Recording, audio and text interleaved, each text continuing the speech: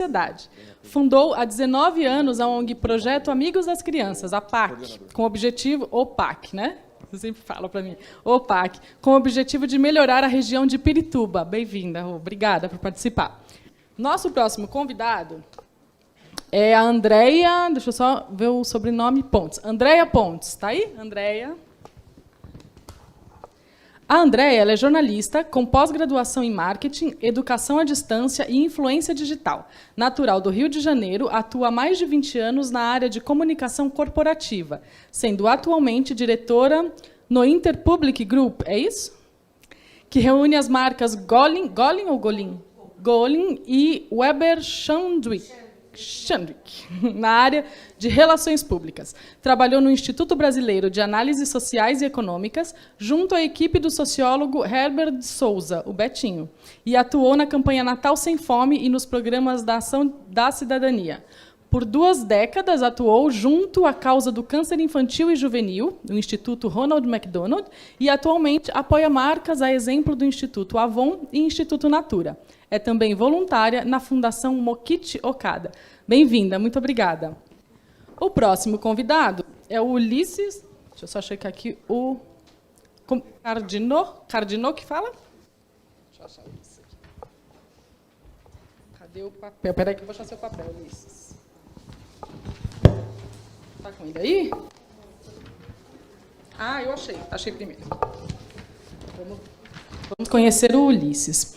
Ulisses é CEO e founder da International School Education. Olha, eu não sou boa do inglês, tá? Se eu estiver falando errado, você me corrige depois. Mid-Sloan School of Management. Sloan School of Management. Aí você fala aqui depois. Pós-graduação Lato Sensu, especialização, gestão, Executive Program in General Management and Innovation, Fundação Getúlio Vargas, Master of Business Administration, MBA, Economia e Gestão Empresarial, Faculdade de Filosofia de Campus, Licenciate Degree, Pedagogia. Eu tentei, desculpa. Bem-vindo, muito obrigada, viu? Muito bem, e o nosso mediador dessa nossa mesa, por favor, da nossa mesa, Eduardo Melo, que é consultor e auditor com 27 anos de experiência, especializado em gestão e estratégias em educação básica e superior, pós-graduado em administração financeira pela FECAP, especialização com o Seminário Internacional na Disney Instituto e Florida Christian University, nos Estados Unidos, Orlando, Flórida, especialização com o Seminário Internacional em Stanford University, Palo Alto, na Califórnia, especialização em Seminário Internacional em Massachusetts, MIT, com o Seminário também Internacional em Imperial College em Londres, com o Seminário Internacional em MCGIL em Montreal, e palestrante em diversos eventos nacionais e internacionais pelo Brasil. Cavaleiro da Ordem do Mérito Consular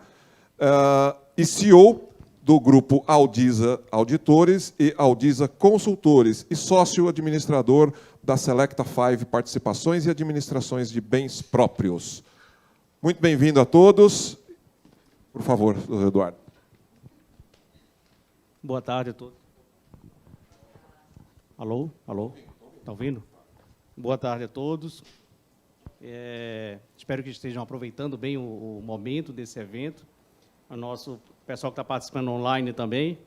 E para mim é um prazer poder conversar aqui nesse papo de CEO, quando a gente traz para falar um pouco de aprendizado. Melhorou o microfone.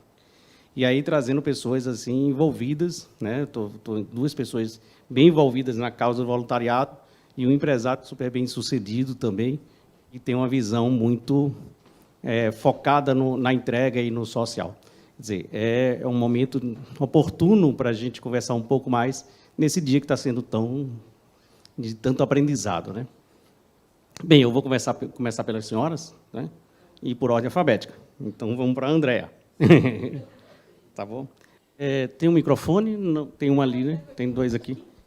Tem mais um microfone? São 3? Tá bom. O Ulisses já cedeu o microfone. André, eu fiz uma filazinha aqui para a gente poder conversar um pouco e ficar mais fácil. A Andréa trouxe umas flores aqui de um projeto muito lindo que ela faz, e vai nos trazer um pouco. Então, André, falando de aprendizado voluntariado. Então, pelo que falou, você tem uma longa experiência. Então, fala um pouquinho para a gente dessa experiência, para que sirva de exemplo, e como que pode fazer esse dinamismo para as pessoas se envolverem, para as pessoas estarem ligadas e ver que a entrega, às vezes, realiza muito mais do que receber. E é interessante porque no papo anterior estava falando justamente da comunicação entre organizações sociais e empresas, né? Então, sabe aquele exemplo da pedra que você joga no lago? Ela é pequenininha, ela é menor que o lago, mas ela vai formando aquelas ondinhas, que é clássica. Para mim, essa é a essência do voluntariado, pelo menos como eu conheci, né? Então, eu fui da escola, do IBASE, com o Betinho, com o Natal Sem Fome, que lá na década de 90 ele falava já sobre isso, né? E depois eu vim a conhecer a causa do câncer infantil e juvenil, que a gente fez um trabalho pro bono. Depois a própria agência tem, a Golin tem o All Golins Day, que é um dia destinado em que todas as agências do mundo fazem alguma coisa voluntariada para alguma causa, né? Achando que faz a questão do social impact.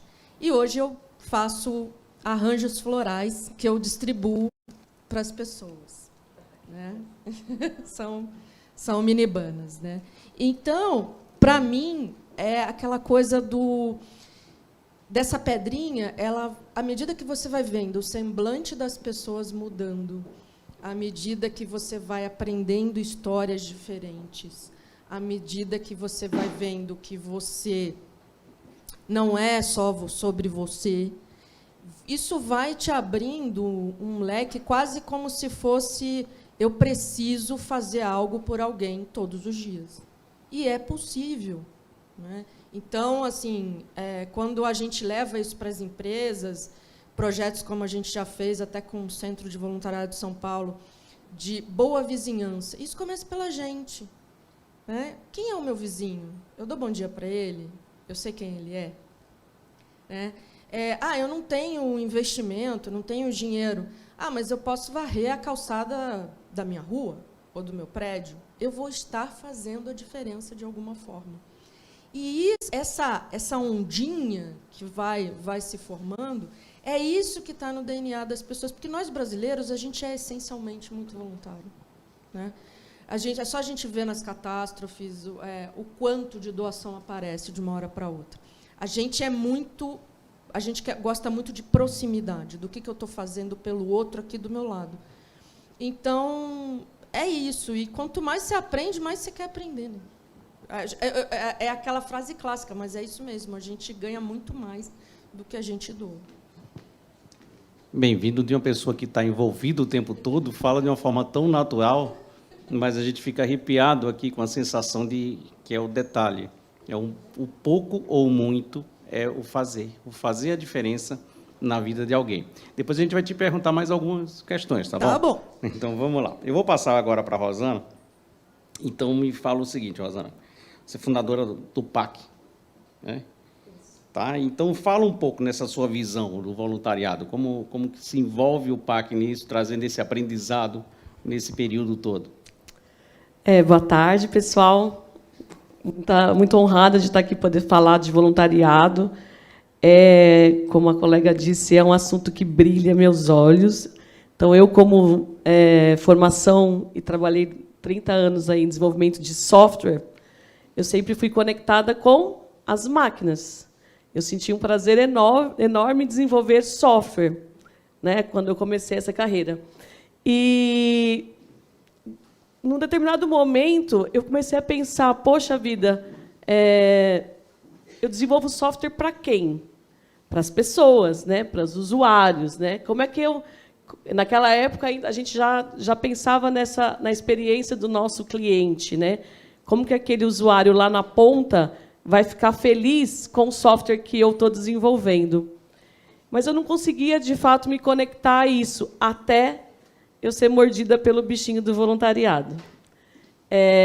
Eu comecei com o voluntariado assistencial, né, indo visitar organizações, brincando com crianças, e aí eu descobri, poxa vida, que prazer, era um prazer tão grande, porque com tão pouco, né, eu ia de sábado brincar com crianças. Isso foi há 19 anos atrás. E com tão pouco e tão pouco tempo, a gente ganhava muito, né? E eu comecei a observar as atitudes, aquilo que a gente fazia e aquilo que a gente gerava nas pessoas. E voltava lá para o meu escritório, para a empresa que eu trabalhava. Eu já era líder de projeto na época. Eu liderei a carreira de tecnologia, 4.000 pessoas.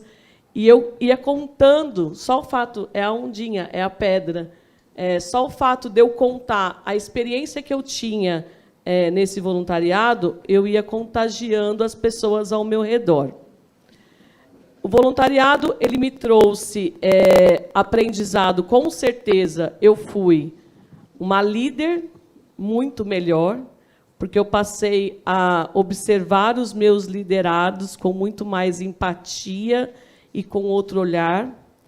Eu me transformei num ser humano melhor, porque eu passei a julgar menos. Eu era uma pessoa que racional e apontava muito o dedo, vamos dizer assim, para algumas falhas. Isso não pode, aquilo lá, por que é assim? Eu consegui, você também pode conseguir. E eu aprendi a ter outro olhar. Então, eu passei a ser um ser humano muito melhor por meio do voluntariado. Então, eu aprendi muito na prática, no olhar ao próximo, com o voluntariado. Então, isso, para mim, não tem preço. Porque eu, sendo uma pessoa melhor, eu transformo a minha família, as pessoas que convivem comigo, num ambiente melhor. E isso me deixou muito mais feliz. O PAC surgiu por meio dessa paixão, porque, além do voluntariado, eu sempre tive na veia a gestão, né? Eu sempre fui uma gestora de projetos na área de tecnologia e me incomodava as pessoas olharem para as organizações que a gente visitava só com um lado assistencialista. E me incomodava muitas dessas organizações com muita boa vontade, porém sem gestão, sem esse foco de transformar aquela organização numa empresa mesmo, para ganhar mais, para a gente poder ter uma ação mais transparente, para as pessoas acreditarem nas OSCs, para conseguir deixar a crença, a gente doa, será que alguém vai me roubar? Será que se eu ajudar, o que vai acontecer? Enfim, isso me incomodava muito. Porque tinha mesmo essa falta de profissionalismo, do olhar para uma OSC como uma organização, de fato, como uma empresa. E isso me moveu a criar a nossa ONG, que é o PAC, que é o Projeto Amigo das Crianças, e trazer todo o voluntariado que ia comigo nas visitas. Nós começamos em 5, em 2 anos nós éramos mais de 300. Então, trazer esse voluntariado, a abrir a nossa própria organização. Uma das casas que a gente ajudava, por falta de gestão, se a gente parasse de ajudar, ia fechar, então virou uma certa dependência. E aí a gente se mobilizou para abrir uma casa para acolher as crianças, na época, um abrigo, né, de crianças, para poder fazer, de fato, aquela organização com os valores que a gente acredita, com a transparência que a gente acredita, e encarar o terceiro setor como uma referência. Uma referência para que a gente pudesse, de fato, engajar mais pessoas e servir como um modelo para as organizações que tinham menos conhecimento e menos oportunidades de serem gestores mesmo. Às vezes era uma senhora que tinha aberto uma associação, não tinha essa visão estratégica, e a gente serviu dessa referência. Então, foi assim que a gente criou o PAC, há 19 anos atrás. Hoje o PAC cresceu bastante, a gente atua na região de Pirituba, aqui na região noroeste da cidade de São Paulo, e nós somos em 7 casas hoje, 100 funcionários, e uma referência dentro da cidade do bairro de Pirituba, nesse foco de gestão, de transparência e de construir essa verdade dentro do terceiro setor das organizações. E o impacto disso é enorme, né, gente? Porque é isso, o voluntariado, na minha opinião, ele tinha que ser, como você falou, que falaram ontem, né? Eu assisti ao evento de ontem do Legado. Ele é uma questão de justiça social. Ele não pode ser encarado como caridade, como estou fazendo bem. Não. Isso, para mim, é uma questão de cidadania. A gente tinha que aprender na escola, tinha que ser matéria na escola para as crianças, para a gente não ter que estar falando de voluntariado empresarial, qual é a regra, se precisa, se é obrigatório. Não, tinha que ser uma coisa muito natural, porque é uma questão de cidadania. A gente não são os políticos apenas que têm a obrigação, as políticas públicas, elas são necessárias, mas nós, como cidadãos, como habitantes desse planeta, temos a obrigação de olhar ao próximo e de exercer o voluntariado. É isso que eu penso. Que coisa maravilhosa, hein? A gente vê que é uma visão técnica, e você sai de uma visão técnica para uma visão completamente, não vou dizer completamente, não vou mudando, você sai para uma visão completa, né? No voluntariado, de atender, ver a necessidade de alguém e poder chegar junto e cuidar, né? Cuidar, apoiar, inclusive nas instituições, o próprio pessoa necessitada direto, mas a instituição em si. Hoje as empresas falam muito, né, da experiência do cliente, né? Desenvolver um bom trabalho de experiência do cliente, basta agir como um voluntário. Eu acho que os gestores aqui, porque você só vai conseguir, de fato, exercer essa função com empatia, de olhar o que o próximo precisa, de entender, seja ele um assistido da organização ou um cliente na prática, é um ser humano do outro lado. Então, a gente aprimora essas nossas técnicas, com certeza exercendo a cidadania de ser um voluntário. Que maravilha. Bem, vamos lá falar com o nosso amigo Ulisses. Ulisses, um sonhador, sonhou um projeto quando era bem mais novo, ainda um jovem executivo, mas sonhou um projeto de impactar o mundo através do ensino de inglês, do bilinguismo. E aí, lá atrás, fundou uma empresa, tal, e essa empresa cresceu bastante bem-sucedida. Ulisses, pelo que você ouviu um pouco aqui do evento e o que está trazendo, na sua visão, assim, bem estruturado de empresário, o que é que você entende nesse aprendizado do voluntariado que pudesse partilhar conosco? Boa tarde a todos. Primeiramente, um prazer, obrigado pelo convite. Acho que ouvindo aqui vocês, na verdade, eu sou um estudante aqui para falar, ouvir sobre voluntariado, então eu posso trazer muito sobre educação. E eu acho que a educação, na verdade, é um voluntariado, né? A gente pegar a realidade do nosso país, o que os professores passam, né? Até a questão salarial dos professores, né? É uma dedicação. Então, acho que eu posso dizer, porque eu nasci em escola, meu pai é professor, minha mãe é professora, montaram um colégio, e ali eu aprendi muito. Então, assim, eu acho que o grande desafio para o mercado de educação, aí olhando para uma visão empresarial, talvez, e aqui eu vou querer ouvir e aprender mais, mas assim, entendo que existe um espaço enorme para que possa ser fomentado o trabalho de voluntariado. Primeiro que as escolas e primeiro o ambiente educacional, ele é propício e as pessoas têm uma facilidade, uma vontade dessa transformação. Acho que tem esse lado muito nosso de querer transformar o nosso ambiente, né? O meu sonho, por exemplo, eu morei fora, voltei e me incomodei porque que o aluno não aprendia inglês dentro da escola. E olha que eu estou falando de uma escola particular. E aí nasceu o sonho de por que não transformar escolas e o Brasil num país bilíngue através das escolas. A gente está falando de um mercado hoje no privado de 10 milhões de alunos, 36 mil escolas, mas, do outro lado, a gente tem 30 e poucos milhões de alunos no setor público.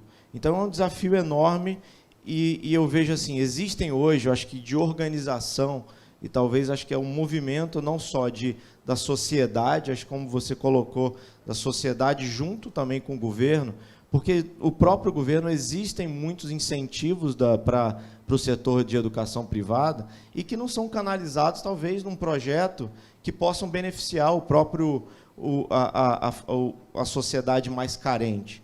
Eu digo, por exemplo, o mercado de editorial, o mercado de livro como um todo, ele tem um incentivo fiscal de ICMS e de alguns outros impostos por conta do livro, e não existe uma política, uma organização, algo que pudesse estruturar para que isso fosse canalizado para levar um sistema para as escolas, ou para alunos, ou para comunidades carentes.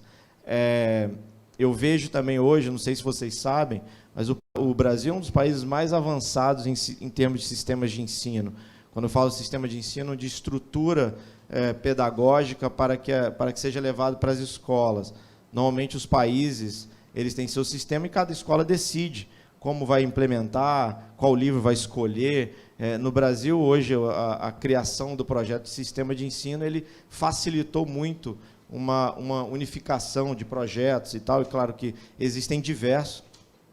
Então, acho que, olhando por esse lado, existe um espaço muito grande para que o governo e a iniciativa privada possa trazer incentivos, projetos, para que o voluntariado seja fomentado. Então, assim, eu não sei se eu respondi a sua pergunta, mas ouvindo e olhando aqui um pouco, eu vejo que existe um espaço enorme para a gente movimentar isso. Eu acho que é através de pequenos projetos que a gente pode fazer. Na nossa empresa, nós temos muitos clientes que são escolas filantrópicas, ou, na verdade, que têm projetos filantrópicos, e a gente auxilia e ajuda essas escolas a levar o nosso programa para alunos carentes, mas o grande desafio é realmente a mão de obra na ponta, porque estruturar o serviço, estruturar toda a metodologia é a parte mais fácil. O grande desafio é o lado humano, as pessoas, e eu digo muito que não é porque não falta, acho que tem muita gente, acredito que muitas pessoas querendo, inclusive, dar aula de inglês, mas o ponto é como organizar isso, como estruturar e como fazer de um jeito esse hub de pessoas que querem fazer, junto com a metodologia, junto com toda a estrutura que possa ser feita. Então, muito obrigado. Eu estou vendo que a gente tem... Ser voluntário não tem área de atuação. Ser voluntário é ter espírito voluntário. É a gente, talvez, ter nascido voluntário ou ter ganho um dom, aquela bênção, e a gente vai ser voluntário. Quando a gente pensa no voluntariado, todos que estamos aqui estamos debatendo um assunto que é isso que vem fervendo, entre toda a instituição, todo o mundo, digamos assim. Então, a gente tem o que fazer, ações simples, uma visão técnica, uma visão do empresário, e a gente juntando isso aí. De forma que a gente está trabalhando, André, veja só, deixa eu te perguntar de novo. Você trouxe a tua experiência, e pelo que foi colocado desde o início, a sua experiência tem várias áreas de atuação. Você atuou em várias questões, como na parte do voluntariado. É que a comunicação ela acaba conversando com todas as áreas, né? Então, ela é uma área democrática. Então, aí você cria uma ideia, traz isso aí, trouxe sua florzinha, que eu queria que você explicasse melhor. Claro, esse entendimento da florzinha. Eu achei um negócio fabuloso quando eu conversei com o André ali fora. E a gente vê que, às vezes, a gente ganha um abraço de graça. Não sei se vocês já viram ali, de vez em quando você está andando aí, posso te dar um abraço? Você recebe um abraço, às vezes você nunca imaginou que precisava tanto daquele abraço, e aquele abraço te dá um gás, te tira um peso, te tira uma tristeza, e isso tudo. E a Andrea tem um impacto muito grande com a florzinha, entre outras questões que eu gostaria que você passasse aqui dessa tua experiência. É a pedrinha no lago, né, gente? Então, pela florzinha, na verdade, isso vem de uma filosofia de Mokichi Okada, vocês podem pesquisar. Tem uma fundação que se chama Mokichi Okada, que justamente ele falava de, para você ser feliz, você tem que fazer o próximo feliz. E um dos pilares é o belo, que vem das nossas atitudes e que vem, por exemplo, de um arranjo, gente, que o segredo é esse aqui, tá? É um copinho de brigadeiro de colher, é um floral que você compra na floricultura, uma esponjinha que você coloca água, e aí você coloca esse celofane aqui, que as pessoas chamam de sujinho, e coloca uma flor, né? Então, o que é esse belo? O que é essa natureza? Que de religião, de política, etc. Ele é o bem materializado, né? Então, quando eu saio na rua para distribuir, ou porque eu deixo as flores dizerem para onde elas querem ir, né? Então, quando tinha um evento, eu falei, vamos levar a flor para o evento. A sociedade não está preparada para receber uma coisa tão simples que é carinho. Então, assim, as pessoas mudam o semblante, gente. Já tive essa experiência em rua, em hospital, em farmácia. As pessoas falam, mas é de graça? Mas é para mim? Mas não tem mesmo que pagar. Né? Então, assim, e coisa, gente, que eu já vi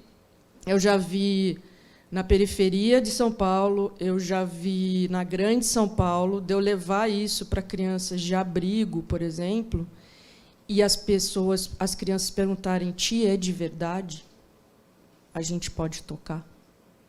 E aí você se dá conta que algo tão simples não faz parte da vivência de muita gente. Né? Então, às vezes, a gente não precisa fazer uma coisa mirabolante. Às vezes, a gente não precisa fazer uma coisa cara. Né? Eu já fiz isso, inclusive, já fiz parte de projetos de ajudar empresas a serem melhores vizinhas, com ações muito baratas. Né? Mas é a história da pedrinha no lago. Então, essa é a filosofia, essa é uma coisa que eu faço pessoal, eu faço toda semana, tá? Aí eu encomendo lá o maço de flores e tal. E, nesta brincadeira, eu comecei isso no ano passado, já foram mais de 2.000. Eu não contabilizei os desse ano ainda. Tá? Então, impactos são assim, vai desde dos comitês que o Betinho ensinava, para ajudar a pescar, ou de arrecadar comida para quem está passando fome, vai desde o câncer infantil juvenil, que nos seus anos de atuação, se hoje tem índice de cura acima de 80% para criança e adolescente, foi porque alguém começou essa causa há mais de 20 anos. Então, é sobre isso. Então, o que eu acredito é isso, mesmo que seja uma flor, um varrer de rua, você vai, sim, no final do dia, ajudar a transformar o mundo. Ou seja, vamos aprendendo que o voluntariado é belo. Né? É a beleza da natureza. Né? Vem de uma forma transparente. O receber, o impacto de quem recebe não é tão grande do seu impacto que está doando. Então, a sua entrega ainda é muito mais forte, muito mais vivida. Eles estão me apressando aqui com o tempo, porque eu não sei porque o meu tempo correu tão rápido. O meu relógio não está tão rápido assim. Mas eu tenho ainda umas questõezinhas aqui para trazer. Então, vou trazer de volta para a Rosane. Como estão apressando muita gente, então me fala o seguinte. No teu ponto de vista, qual o projeto que você entende que dá um maior impacto realmente, no teu ponto de vista, na tua visão, na tua vivência, né, em tudo que você nos passou, que dá um maior impacto realmente para quem recebe essa doação no sentido nato da palavra, né? Tudo depende do que a pessoa está precisando, né? Mas, dentro da minha experiência, eu acho que o maior impacto que a gente pode gerar na vida do próximo é gerar oportunidades. Então, tudo aquilo que a gente consegue montar, que gere uma oportunidade para que aquela pessoa que vive em vulnerabilidade consiga entrar nessa oportunidade e buscar dignidade, para mim, é o maior impacto. A gente faz, dentro do PAC, ações de assistência. Como o pessoal disse aqui, ninguém vai aprender se está com fome, mas isso tem que caminhar paralelo. Né? A gente precisa dar conhecimento, a gente precisa gerar educação, porque só por meio do conhecimento, jovens, crianças e adultos vão poder buscar uma vida mais digna. E ninguém aqui quer... eu não sinto prazer quando eu vejo pessoas na fila para receber cesta básica. Isso me dá, aliás, quem me conhece lá no dia a dia, eu proíbo filas. Eu quero levar a cesta na casa das pessoas, porque eu acho que não é digno a gente colocar o ser humano na fila de um prato de comida ou de uma cesta básica. Eu sempre falo para a equipe que trabalha comigo, poxa, e se fosse sua mãe? E se fosse seu pai? A gente queria ficar numa fila? Né? Não. Então, vamos levar na porta da casa, porque ninguém precisa passar por isso. E vamos trabalhar para gerar oportunidades de educação, de conhecimento, de fortalecimento, de espaço na sociedade, de deveres e direitos, para que aquela pessoa, amanhã, não precise mais passar por isso. Então, o maior impacto são as oportunidades que a gente gera através do conhecimento e da educação. Transformação, dignidade, né? Dignidade da pessoa gente, humana. Todo mundo merece. Todo mundo viver merece. De uma maneira digna. Quer dizer, tudo que se faz e a gente, uma coisa bem simples, se entende dignidade, parece um negócio tão simples, né? Mas isso é tão profundo, né? Que realmente é aquela que transforma a pessoa naquele momento. E acho que a gente olhar sempre isso.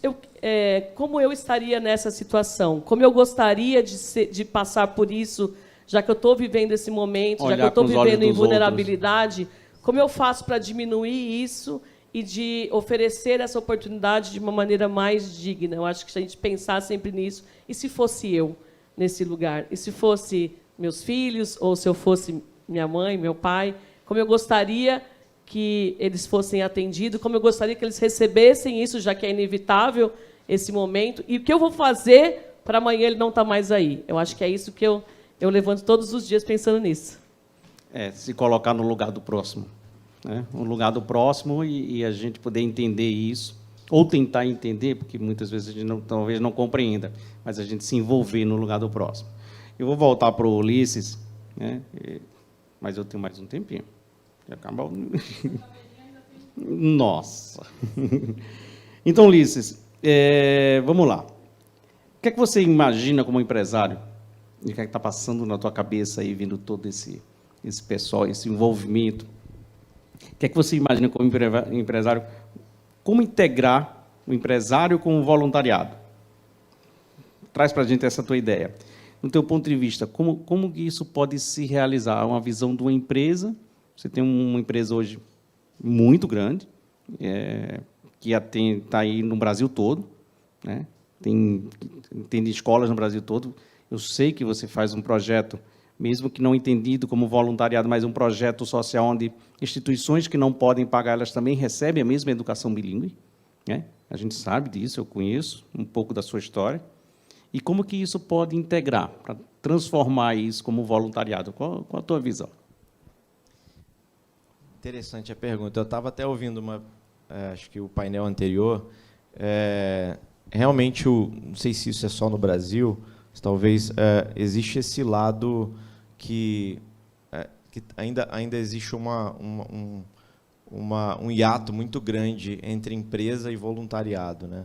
Talvez, acho que o processo até mesmo do ESG, né, de todo esse movimento que acabou ficando um movimento que as empresas de capital aberto são obrigadas a fazer, eu acho que isso talvez está acelerando um pouco essa visão. Realmente, eu conheço várias empresas que, independente de determinações ou de benefícios fiscais, tem isso como no seu DNA.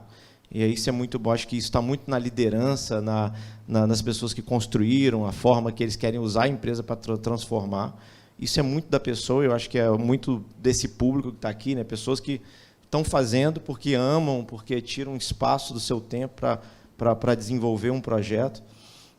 Mas eu acho que assim a gente deveria, eu acredito, né, falando aqui um pouco numa visão empresarial, eu acho que nós precisamos de mais incentivos para que as empresas possam ter essa visão, acredito eu. Não só incentivos financeiros, mas eu acho que congressos, movimentos que possam realmente unir o público que é o cliente, né? Como você falou da experiência do cliente, eu acho que a gente está começando numa cultura muito de as pessoas começam a entender que empresa que eu estou sendo cliente, essa empresa está fazendo o papel dela? Eu acho que muito essa consciência é algo que vem acontecendo de alguns anos para cá, acho que muito cedo, de muito pouco tempo. Mas eu acho que se juntássemos aí incentivos e um processo de... Eu falo muito que, assim, quando nós começamos com a educação bilíngue, existia uma cultura, e ainda existe até hoje, mas a gente conseguiu mudar isso, que é educação, o inglês não se aprende na escola. Então, o inglês, ou eu vou para o curso de idiomas, ou eu sou muito rico e estudo numa escola internacional, uma escola bilíngue, eu tenho uma condição. E aí, naturalmente, nós temos um país que menos de 1% da população fala inglês. Porque os pais, muitas vezes, entendem que isso vai aprender depois, lá na frente, e ao contrário, quanto mais cedo é melhor. E quando você começa a mudar a cultura, nós começamos um processo que a gente chama lá dentro de evangelizar. Evangelizar sobre educação bilíngue. Como isso? Nós passamos, durante 2 anos, fazendo fóruns, encontros, simpósios sobre educação bilíngue.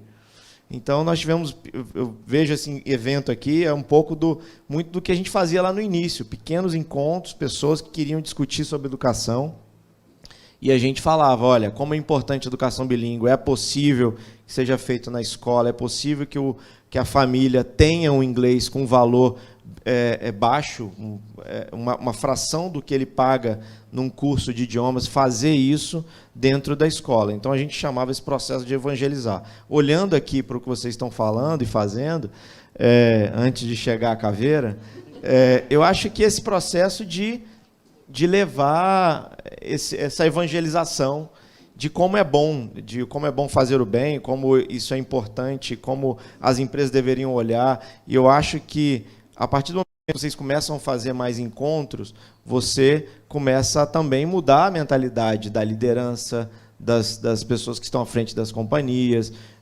Então, acho que é um movimento conjunto. Acho que, se eu pudesse falar uma coisa, eu falaria, olha, façam mais eventos como esse, chamem pessoas, empresários, comunidade, e mostrem que é possível fazer um pouquinho, né? Fazer uma flor, dar um abraço, e aí você vai evoluindo, gostando naturalmente, e automaticamente uma organização que possa, eu acho que talvez é o intuito de vocês, de dar uma estrutura para que isso aconteça de uma forma organizada. E aí eu acho que eu posso dizer assim, se eu pegasse nossa receita, né?